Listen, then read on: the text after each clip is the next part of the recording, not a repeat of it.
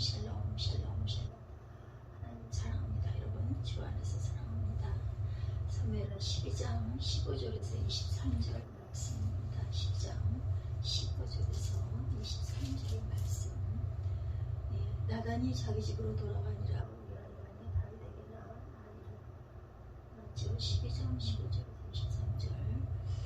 다윗이 그 아이를 위하여 하나님께 간구하고 다윗이 금식하고 안에 들어가 밤새도록 땅에 엎드렸으니 그 집에 늙은 자들이 그 곁에 서서 다윗을 땅에서 일으키려 하되 왕이 듣지 아니하고 그들과 더불어 먹지도 아니하더라.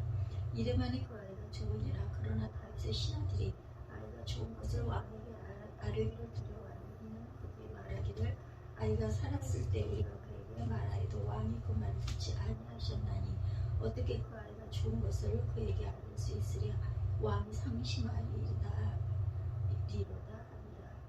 다윗이 그의 신하들이 서로 수군거리는 것을 보고 그 아이가 죽은 줄을 다윗이 깨달고 그의 신하들에게 묻되 아이가 죽었느냐 하니 대답하되 죽었나이다 하는지라. 다윗이 땅에서 일어나 몸을 씻고 기름을 바르고 의복을 갈아입고 여호와의 전에 들어가 경배하고 왕궁으로 들어와 명령하여 음식을 그 앞에 차리게 하고 먹은지라. 그의 신하들이 그에게 이르되 아이가 살았을 때는 그를 위하여 금식하고 오시더니 죽은 후에 일어나서 잡수시니 일이 어찌됨이니까 하니 이르되 아이가 살았을 때 내가 금식하고 온 것은 혹시 여호와께서 나를 불쌍히 여기서 아이를 살려주시려는 하여 생각함이거니와 지금은 죽었으니 내가 어찌 금식하여 내가 다시 돌아오게 할 수 있느냐. 나는 그에게로 가려니와 그는 내게로 돌아오지 아니하리라 하니라. 아멘. 1988년 초겨울 대통령 선거 유세가 치열하게 벌어지고 있었을 때 일입니다. 3주 동안 세계적인 관심을 끈 것은 대통령 후보들이 조지 부시와 마이클 튜카키스가 아니었습니다. 캘리포니아 앞바다에 사는 두 마리의 고래였다고 하네요. 해양생물학자들이 번네트와 크로스비크라고 이름을 붙인 고래 두 마리가 얼음덩이에 갇혀 죽게 되어 있었다고 그래요. 에스키모인들이 이 사실을 가장 먼저 발견하고 동력 사슬톱과 쇠막대기로 얼음을 깨부수려고 했으나 실패합니다. 언론이 즉각 이 사실을 온 세상에 알렸어요. 아르키메데스식 나선 트랙터가 고래와 멀지 않은 바닷물 사이에 있는 얼음들을 깨려고 했지만 속도가 너무 늦었다고 하네요. 즉시 주방위원이 2대의 헬리콥터를 동원해서 그 밑에다가 5톤짜리 콘크리트 얼음 분쇄기를 매달아 고래가 갇혀있는 얼음덩이 위로 내려쳤어요. 그러나 이 작업마저도 신통치 않게 되자 소련 측에서 11층 건물 정도 크기의 20톤짜리 얼음 부수는 배를 파견해 주어서 고래를 구할 수가 있었다고 하네요. 얼음이 얼지 않은 해역까지 약 60마일 정도 고래를 옮기는데 소요된 돈은 150만 불이나 되었다고 합니다. 세상에 얼음에 갇힌 고래 두 마리를 구하기 위해서 엄청난 일을 했어요. 그러나 하나님께서 죄에 갇혀있는 우리들을 구원하기 위해서 그보다 훨씬 더 큰 일을 하셨죠. 당신의 외아들을 십자가에 못 박아 죽게 하심으로 우리를 죄에서 구해내셨습니다. 죄책감의 문제에 대한 해결책은 과연 있을까요? 인간은 누구나 다 두 가지로부터 자유롭지 못합니다. 첫째는 죄이고 둘째는 죽음이에요. 바울은 로마서 3장 23절에서 모든 사람이 죄를 범하였음에 하나님의 영광에 이르지 못한다 선언했습니다. 이 세상에 의인은 없나니 하나도 없다고 하죠. 사람이 이런 사실을 인정하지 않을 뿐 우리 인간은 모두 죄인입니다. 또한 바로 이 죄 때문에 사람들은 결국 죽을 수밖에 없어요. 그래서 로마서 6장 3절에 죄의 삭은 사망이다 말씀하죠. 모든 종교는 궁극적으로 죄와 죽음을 해결하기 위해서 있다고 해도 과언이 아닙니다. 특히 죄와 죽음의 문제가 빠진 기독교는 생각조차 할 수가 없습니다. 예수께서 바로 죄와 죽음의 문제를 해결하라고 이 땅에 오셨고 죄책감에 대해서 생각해 보려고 합니다. 그렇게 오셨기 때문에 문제를 해결하고 이 땅에 오셨기 때문에 죄책감에 대해서 한번 생각해 보죠. 이 세상에 죄짓고 전혀 죄책감을 느끼지 않는 사람들이 있어요. 오래전 한국에서 지존파라는 우리들이 죄 없는 사람들을 많이 죽였다. 그러나 경찰에 체포되어서 TV 앞에 선 그들의 모습에 온 국민이 경악한 사건입니다. 사람들은 죽여놓고도 도무지 죄의식이 없어 보여서 그 사람들이 성경은 이런 사람들을 양심에 파인받은 사람이라고 말하죠. 양심이 부패하고 마비되어서 기능을 하지 않는 사람들. 그런가 하면 어떤 사람들은 양심이 지나치게 예민해서 보통 사람들은 대수롭지 않게 넘어가는 일들을 죄책감을 느끼기도 합니다.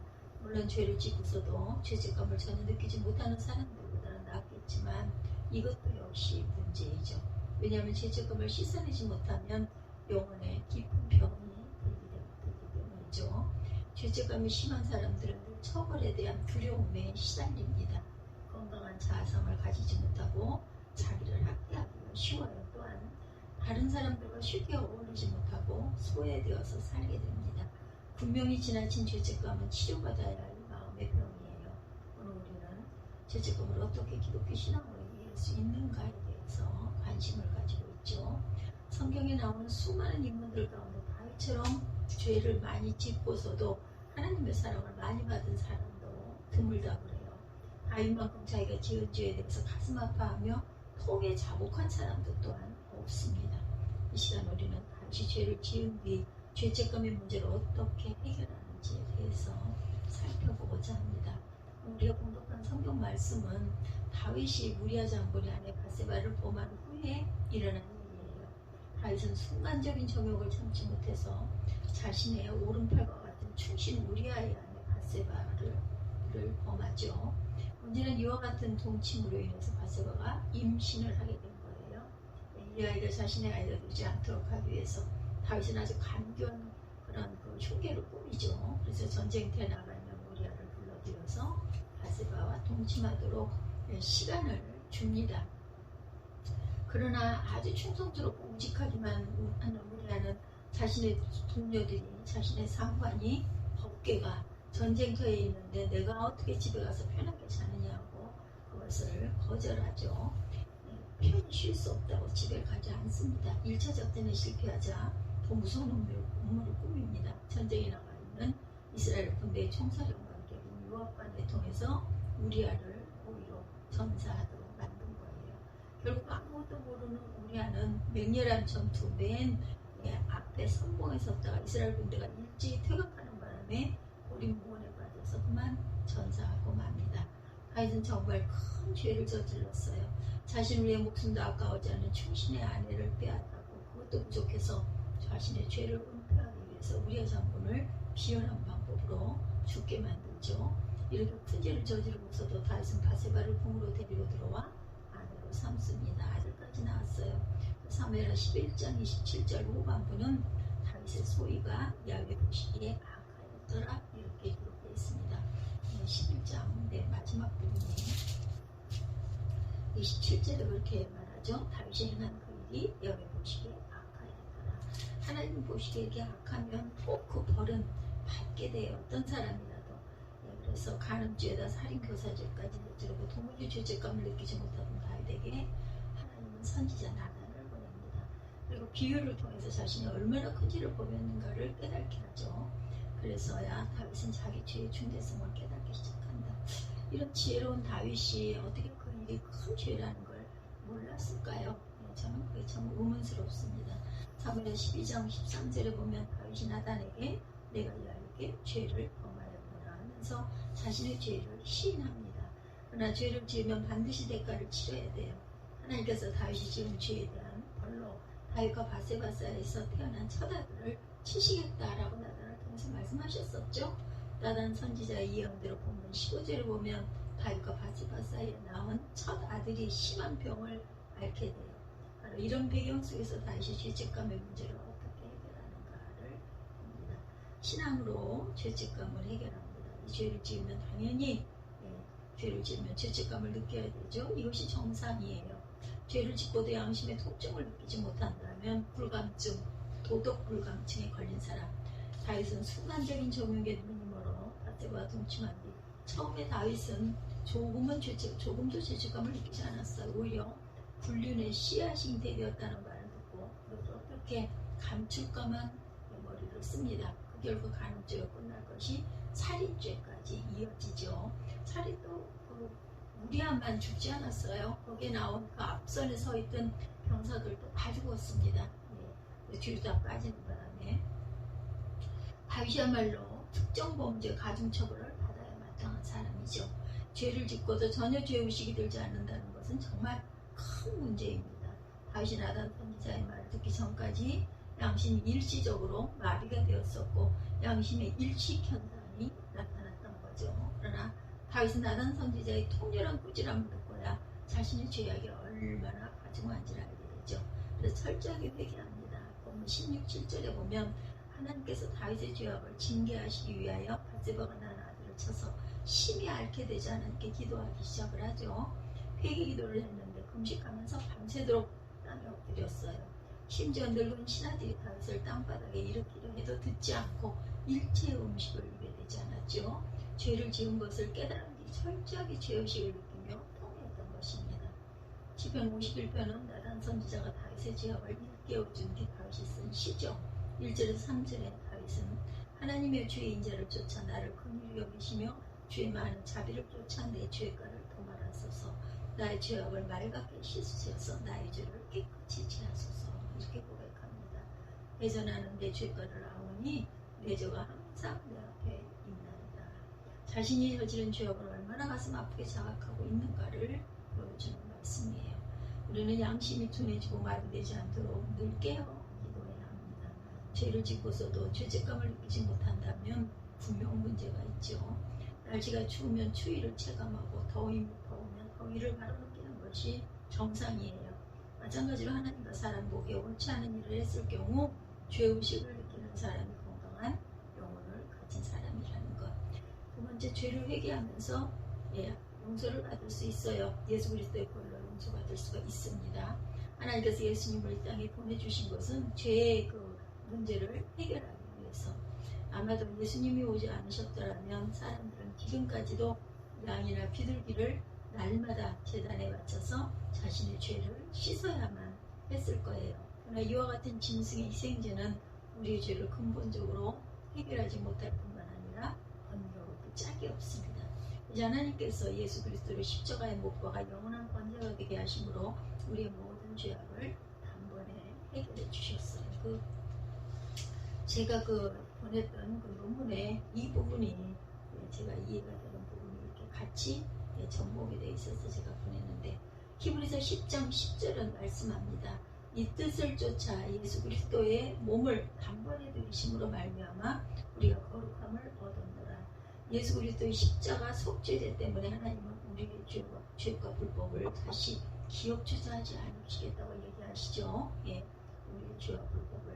그러므로 우리가 지은 죄를 회개하고 용서를 구하기만 하면 하나님께서는 예수 그리스도를 통하여 용서하여 주세요. 통로가 되셨어요. 그죠? 예수님이. 예수 그리스도 보배로운 피 때문에 우리의 죄가 주홍 같을지라도 눈과 같이 희게 하리라고 말씀하죠. 이사야 1장 18절입니다. 진홍같이 붉을지라도 양털같이 되리라.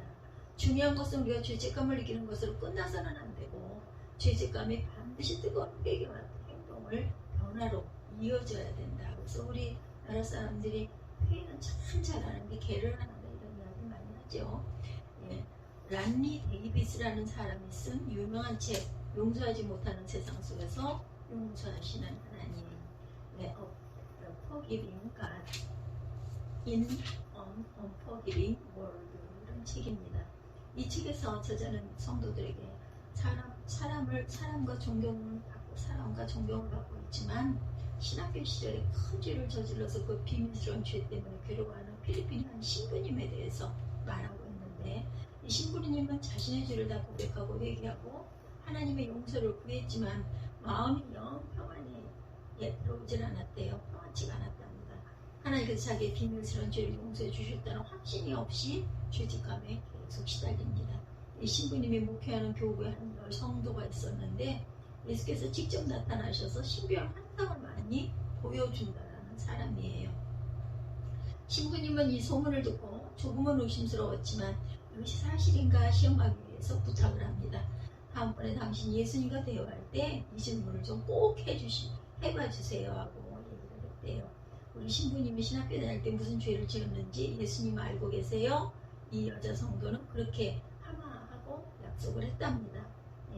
우리 신부님이 신학교 다닐 때 무슨 죄를 지었는데 예수님 그거 알고 계세요? 이렇게 물어봐달라고 했다는 거죠. 그래서 이분이 그렇게 하겠다라고 약속을 했대요. 며칠이 지나서 신부님은 그 여자에게 물었어요. 예수님은 환상 속에서 만났습니까? 하고 물었더니 물론이죠. 근데 내가 신학교 때 무슨 죄를 지었는지 주님이 알고 계시더니까 뭐라고 대답했겠어요? 제가 여쭈어봤더니 예수께서는 기억나지 않는다. 성경에 있잖아요. 기억도 안 하시겠다고. 죄를 용서하고 나서는 기억나지 않는다고 대답하셨어요. 이 이야기는 정말로 일어난 실화라고 합니다.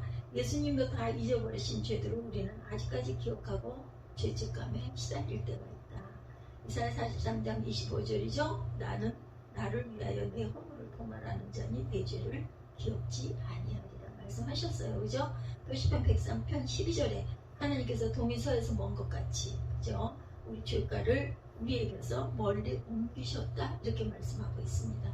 오늘 우리의 모든 죄를 용서하시는 하나님의 사랑을 믿으시기 바랍니다. 세 번째, 그러므로 지나친 죄책감은 금물이다.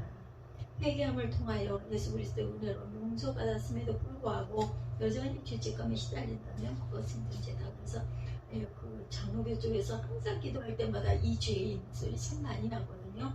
그거 하지 말라고 그러셨던 기억이 제가 납니다. 그래서 마치 많은 돈의 빚을 졌다고 엄청난 부자가 딱한 사정을 알고 모조리 탕감해 주었음에도 불구하고 여전히 빚 갚을 걱정을 하고 앉아있는 것과 똑같다라는 거예요. 죄책감에는 건설적인 것과 파괴적인 것이 있어요. 바울 선생님 고린도후서 7장 8절에서 10절에서 말씀하죠. 건설적인 죄책감은 하나님의 뜻에 따라 사는 근심이고 파괴적인 죄책감은 세상 근심과 똑같다. 건설적인 죄책감, 즉 하나님의 뜻대로 하는 근심은 우리는 후회할 것이 없이 본에 이르게 하는 회개를 일으키게 하지만 파괴적인 죄책감, 세상 근심은 우리를 결국 사망에 이르도록 만든다. 고린도전서 7장 10절입니다. 이 두 가지 종류의 죄책감을 쉽게 설명하기 위해서 한 가지 예를 보죠. 두 사람이 커피를 마시고 있다가 한 사람이 실수를 해서 다른 사람 무릎 위에 커피를 엎질렀어요. 파괴적인 죄책감을 느끼는 사람 이런 상황에 이렇게 말할 것이에요. 이런 바보 같으니 내가 한 짓 좀 봐 정말 죄송합니다. 이 경우 실수한 사람은 과거 일에만 집착하여 자신을 비판하는 일에 매달립니다. 그러나 건설적인 근심을 하는 사람은 참 죄송하게 되었습니다. 여기 내 빚 있으니 닦으세요. 라고 말한 뒤 세탁비를 지불하려고 할 것이다. 이와 같이 파괴적인 죄책감에 시달리는 사람은 과거 일어난 일을 잊지 못하고 모든 잘못을 자기에게 돌리면서 괴로워하는 사람들. 그러나 건설적인 죄책감은 자신의 잘못을 솔직하게 인정하되 문제를 슬기롭게 해결하는 데 관심을 기울인다. 본문에 나타난 다윗의 모습을 보면 그가 꼭 건설적인 죄책감을 가진 사람임을 알 수가 있습니다. 하나님께서 자기 아들을 치실 때 이 아들의 생명을 살리기 위해서 시금을 전폐하고 오직 회개 기도에만 매달렸어요. 이와 같은 다윗은 눈물겨운 노력에도 불구하고 아이가 죽었습니다. 그런데 18절 말씀에 보면 다윗의 신하들이 걱정하죠. 아이가 죽은 것을 과연 다윗에게 보아야 하는가 말아야 하는가 고민합니다. 그 이유는 아이가 살았을 때도 신하들의 말을 듣지 않았는데 죽고 났으니 얼마나 더 많은 금식 기도를 하겠는가였었어요. 이제 아이가 죽었다는 소식을 들으면 아마 더 놀라고 실망해서 자기 몸을 스스로 상하게 만들지도 모르겠는데 하고 염려를 합니다. 다윗이 신하들이 수군거리는 모습을 보고 죽은 것을 눈치채죠. 아이가 죽은 것을 알았을 때 다윗이 어떻게 해요? 20절에 다윗이 땅에서 일어난 몸을 씻고 기름을 바르고 우복을 갈아입고 야훼 전에 들어가 경배하고 궁으로 돌아와려 하여 음식을 그 앞에 베풀게 하고 먹은지라. 아들이 죽은 뒤 오히려 다윗은 정상인의 생활로 돌아옵니다. 일어난 걸 보고 신하들이 깜짝 놀라 묻죠. 아이가 살았을 때 금식하고 우시더니 죽은 후에는 오히려 일어나 잡수시니 어찌된 일입니까? 우리도 그럴 것 같아요. 저도 그럴 것 같아요. 너무 마음이 아파서 무슨 밥을 바로 저기 성전에 들어가서 기도하고 와서 절하고 와가지고 밥 차려라 밥 먹자 이렇게 바로 하지는 못할 것 같은데 다윗의 대답 건설적인 근심을 하는 사람의 의연한 태도 22~23절이죠. 가르되 아이가 살았을 때 내가 금식하고 온 것은 혹시 야훼께서 나를 불쌍히 여기서 아이를 살려주실는지 누가 알까 생각하니와 지금은 죽었으니 어찌 금식하랴 내가 다시 돌아오게 할 수 있느냐 나는 저에게로 가리라 저는 내게로 돌아오리라. 보지 아니하리라. 나는 살릴 수 있는 그런 그저 권세가 없어. 겸손입니다. 이런 부분도 보면 다윗은 엎질러진 물은 다시 남을 수 없다는 사실을 알고 있었고 자기의 지은 죄에 대해서는 철저하게 죄책감을 느끼며 회개하고 있었지만 문제가 끝난 다음에는 더 이상 집착하지 않았다. 이러기 쉽지 않습니다. 우리가 가진 모든 죄책감, 죄의식이 이와 같이 건설적인 것이 되셔야 한다는 것. 우리의 죄를 철저하게 자복하고 회개했으면 하나님께서 깨끗이 용서하여 주셨을 것을 믿고 더 이상 과거에 지은 죄로 인해 괴로워하거나 집착해서는 안 되겠다. 사람들 보기에 아무리 중한 죄라 할지라도 하나님은 다 해결하실 수 있죠. 103편 3절입니다. 시편. 하나님은 우리의 모든 죄악을 사하시며 우리의 모든 병을 고쳐주신다고 말씀하세요.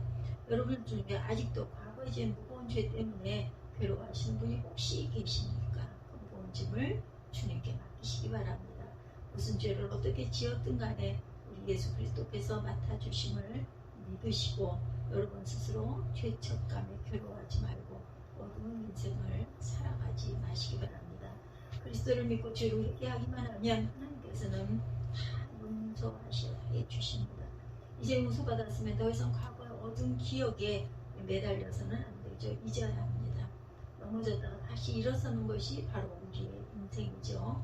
중세 어떤 수도사들이 산꼭대기에다 수도문을 지어놓고 성결한 생활을 하고 있었습니다. 2, 3m 작은 마을이 있었는 동네 사람들은 그저 어떤 생활을 하는지 몹시 궁금했대요. 어느 날 수도사 한 사람이 먹을 것을 구하러 마을로 내려옵니다. 이때 농부한 사람이 그 수도 앞에 달려가 넙죽절하며 물어요. 신부님, 산꼭대기에 수도원을 지어놓고 매일 경건 생활을 하시니 하나님과 얼마나 가까우세요? 도대체 신부님은 뭐라고 지나시나요? 궁금하겠죠? 신부님은 농부를 이렇게 세우고 그 손을 잡은 채 미소를 지으며 대답합니다.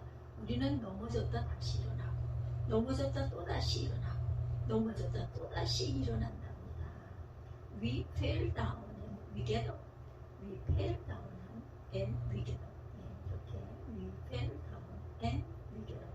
이렇게 계속 반복해서 얘기를 해줬다는 거죠. 누구도 완전한 사람은 없다는 겁니다. 매일 우리는 죄로 넘어집니다. 그러나 우리는 그리스도의 은혜로 또다시 일어나고 또다시 넘어졌다 또다시 일어나고 이것이 바로 우리의 모습입니다. 다윗도 마찬가지. 아마 하나님이 가장 많은 사랑과 은혜를 받은 사람을 들라 하면 다윗을 들 수 있겠죠. 이것은 다윗이 죄를 짓지 않았기 때문이 아니라 반대로 다윗은 우리와 같은 보통 사람들보다 더 흉악한 죄를 저지른 사람인데 그러나 자기의 죄를 즉시 깨닫고 하나님 앞에 무릎을 꿇을 줄 아는 사람이었다. 빨리 깨달아야 되죠. 자기 지은 죄 때문에 침상이 떠나려 가도록 눈물을 흘리며 자신의 죄를 애통할 줄 알던 사람. 하나님은 이와 같은 다윗의 인간적인 너무나 인간적인 모습을 귀하게 여기셨고 그래서 그가 죄가 많음에도 불구하고 놀라운 은혜와 사랑을 베풀어 주셨죠. 오늘 죄를 지어 넘어져 있으니까 이제 다시 하나님의 은혜로 일어서야 할 때라는 것, 용서받은 그런 확신을 가지고 다시 일어서서 힘차게 오늘 하루를 시작하시기를 주님의 이름으로 축복합니다.